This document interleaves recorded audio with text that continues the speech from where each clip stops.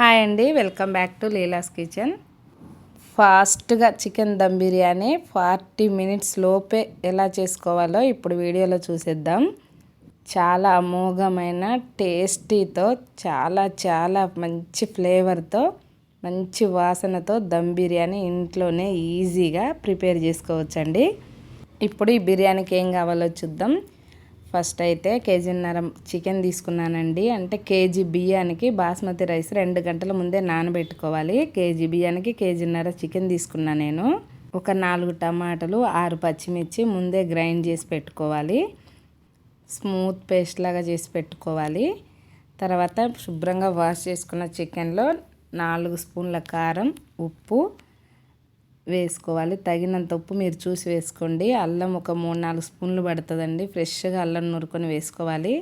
Biryani masala, garam masala, mutton masala, chicken masala, కొంచెం tasting salt కూడా వేసుకోవాలండి. వాటితో పాటు మసాలా ఇంగ్రీడియంట్స్ అన్నీ వేసుకోవాలి. గుమ్మడి పువ్వు, కసూరి మేతి అన్నీ ఆల్ ఇంగ్రీడియంట్స్ వేసుకొని ఇందులో ఆ పచ్చిమిర్చి, టమాటా గ్రైండ్ చేసుకున్నది వేసుకోవాలి.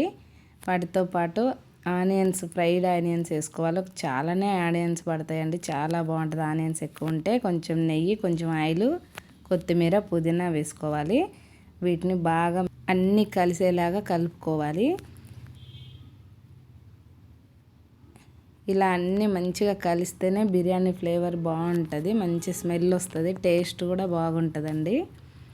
చూసారా, ఇలా వీడియోలో చూపిస్తున్న విధంగా మంచిగా కలుపుకోవాలి. కలుపుకున్నాక ఇప్పుడు ఒక కప్పు పెరుగు తీసుకొని అందులో పసుపు వేసుకొని కలుపుకోవాలి. ఎందుకంటే మా కలిపిన ఇంగ్రీడియంట్స్లో అయితే పసుపు సరిగా కలవదు, అందుకనే నేను పెరుగులో వేసాను. మీ ఇష్టం, మీరు ఎలాగైనా వేసుకోవచ్చు. పెరుగు కూడా వేసుకున్నాక బాగా కలుపుకోవాలి. మళ్ళీ ఒకసారి కలుపుకున్నాక నిమ్మకాయలు ఒక 4 నిమ్మకాయలు తీసుకున్నానండి నేను. కేజీన్నర చికెన్ కాబట్టి మీరు కేజీన్నర కాకుండా 2 కేజీలు తీసుకుంటే 6 నిమ్మకాయలైనా పడతాయి. ఇప్పుడు దీన్ని పక్కకు పెట్టుకోవాలి. ఇప్పుడు ఎసరు పెట్టుకుందాం మనం. ఒక గిన్నెలో వాటర్ పోసుకొని మళ్ళీ బిర్యానీ మసాలాలు అన్ని మసాలాలు అందులో యాడ్ చేసుకోవాలి. అల్లం కూడా 2 స్పూన్ల దాకా పడుతుందండి. మంచిగా ఫ్రెష్ అల్లం వేసుకోవాలి. ఇందులో కూడా కొత్తిమీర, పుదీనా వేసుకోవాలి. ఇప్పుడు ఇవి మరగాలి. ఈలోపు కొంచెం నెయ్యి, కొంచెం ఆయిల్ కూడా వేసుకోవాలి ఇందులో కూడా. అప్పుడే మెతుకులు దానికి విడిగా వస్తాయి. నేను గులాబీ పెటల్స్ వేసానండి, వెండి నెయ్యి. అవి వేస్తే మంచి స్మెల్ వస్తుంది, చాలా టేస్ట్ ఉంటుంది. వాటితో పాటు ఒక కప్పు పాలు కూడా పోసుకోండి, ఇంకా మంచి వాసన వస్తుంది, టేస్ట్ వస్తుంది. అప్పుడప్పుడు అన్నం మంచిగా 80% ఉడికిందా లేదా అని కరెక్ట్గా చూసుకోవాలండి. ఇలాంటప్పుడే అన్నం కొంచెం అటు ఇటు అయిందంటే బిర్యానీ మొత్తం ఖరాబ్ అయిపోతుంది. నేనైతే చూసినా నాకు 80% అయితే ఉడికింది.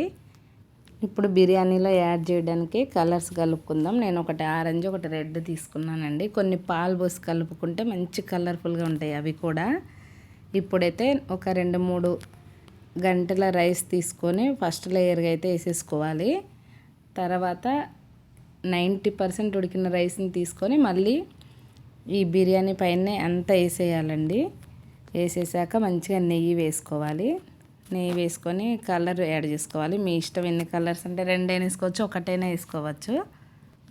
దీనిపైన కూడా పుదీనా, కొత్తిమీర వేసుకోవాలి. ఫ్రైడ్ ఆనియన్స్ కూడా వేసుకోవాలి. అంతేనండి. ఇక మూత పెట్టుకొని స్టవ్ మీద పెట్టుకోవడమే. స్టవ్ మీద ఇలాంటి ప్యాన్ ఒకటి పెట్టుకొని అది వేడయ్యాక ఒక 5 నిమిషాలు వేడయ్యాక ఇలా గిన్నె పెట్టుకొని దానిపైన బరువు పెట్టుకోవాలండి. అంతే, ఇలా చూసుకోవాలి. ఆవిరి అలా కనుక గంటలోకి ఆవిరి వచ్చినట్టయితే బిర్యానీ అయినట్టే. చూడండి ఎంత బాగుందో బిర్యానీ, గుమగుమలాడిపోతుంది. స్మెల్కే కడుపు నిండిపోయింది నాకైతే. చాలా అమోఘమైన టేస్ట్తో బిర్యానీ రెడీ అయిందండి. చికెన్ బిర్యానీ ఎంత బాగుందో చూడండి. వందలు పోసి కల్తీ బిర్యానీ తినే బదులు ఇంట్లోనే ఈజీగా 30 నిమిషాలు అయిపోయిందండి నాకు బిర్యానీ. 2 గంటల ముందే బిర్యానీ రైస్ నానబెట్టుకుంటే ఈజీగా అయిపోతుంది. దీనికి తోడు పెరుగు రైతా చేసుకోవాలి, ఇంకా చాలా టేస్ట్ ఉంటుందండి.